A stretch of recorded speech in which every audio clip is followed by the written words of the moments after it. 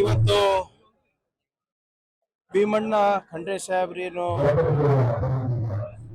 ಅಗಲಿದ್ದಾರೆ. ಅವರ ನಿಧನದಿಂದ ಬರೇ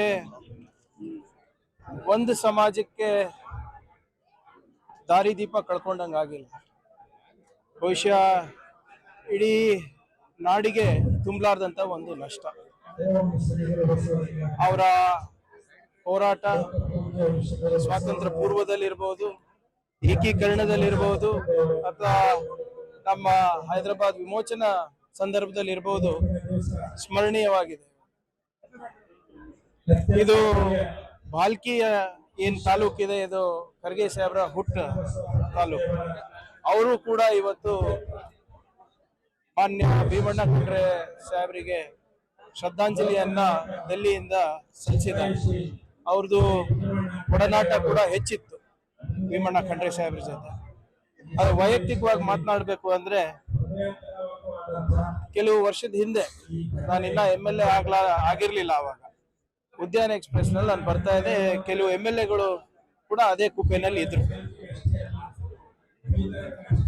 ಯಾವಾಗ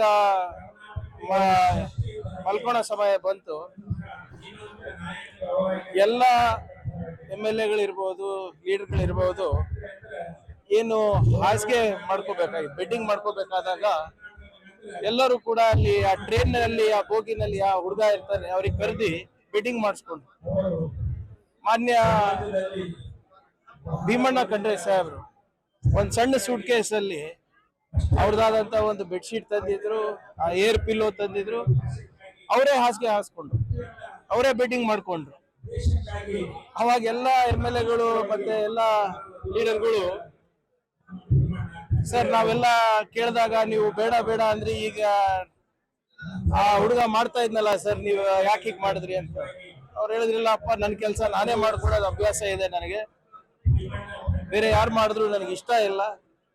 ಆಮೇಲೆ ನೀವು ಕೂಡ ಕಲಿಬೇಕು, ಎಷ್ಟು ಸರಳರಾಗಿರ್ತೀರಾ ಅಷ್ಟೇ ಜನರ ಹತ್ರ ಹೋಗ್ಲಿಕ್ಕೆ ಸಾಧ್ಯ ಆಗುತ್ತೆ ಅಂತ ಬಹಳ ಸ್ಪಷ್ಟವಾಗಿ ಅವತ್ತು ಒಂದು ಸಂದೇಶವನ್ನ ನನಗೆ ಕೊಟ್ರು. ಅವ್ರು ನನ್ ಗುರ್ತು ಹಿಡಿತಾರೋ ಇಲ್ಲೋ ಅಂತ ಅನ್ಕೊಂಡಿದ್ದೆ.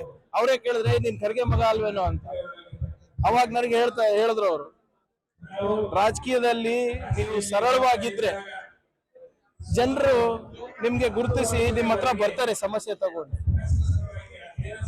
ಜನರು ಬಂದಾಗ ಸಂಪರ್ಕ ಬೆಳೀತದೆ, ಸಂಪರ್ಕದಿಂದ ಸಂಬಂಧ ಬೆಳೀತದೆ, ಸಂಬಂಧಗಳಿಂದ ಸಂಘಟನೆ ಆಗುತ್ತೆ, ಸಂಘಟನೆಯಿಂದ ಸಂರಕ್ಷಣೆ ಆಗುತ್ತೆ. ಅಪ್ಪ ಸರಳವಾಗಿರುವಂತ ಅವಾಗ ಒಂದು ಸಂದೇಶವನ್ನು ಕೊಟ್ಟಿದ್ದು ನನಗಿನ್ನೂ ಕೂಡ ನೆನಪಿದೆ. ಸೊ ಹಾಗಾಗಿ ನಾನು ಹೇಳ್ದಂಗೆ ಅವರು ಒಂದೇ ಸಮಾಜಕ್ಕೆ ಸೀಮಿತ ಅಲ್ಲ.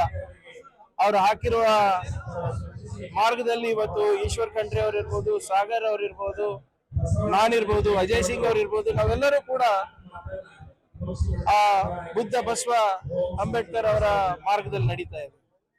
ಸೊ ಇವತ್ತು ಅವರ ಅಗಲಿಕೆಯಿಂದ ನಾಡಿಗೆ ಒಂದು ತುಂಬಲಾರ್ದಂತ ಕಷ್ಟ ಇದೆ. ಎಲ್ಲರ ಪ್ರಾರ್ಥನೆ ಹಾಗೆ ಅವರ ಕುಟುಂಬಕ್ಕೆ ಒಂದು ಅಪೂರ್ವವಾದಂತ ಶಕ್ತಿ ನೀಡಲಿ, ಈ ಒಂದು ನೋವನ್ನ ಪಾರಾಗ್ಲಿಕ್ಕೆ ಅಂತ ತಮ್ಮ ಮುಖಾಂತರ ಹೇಳಲಿಕ್ಕೆ ನಾನು ಬಯಸ್ತೇನೆ. Thank you.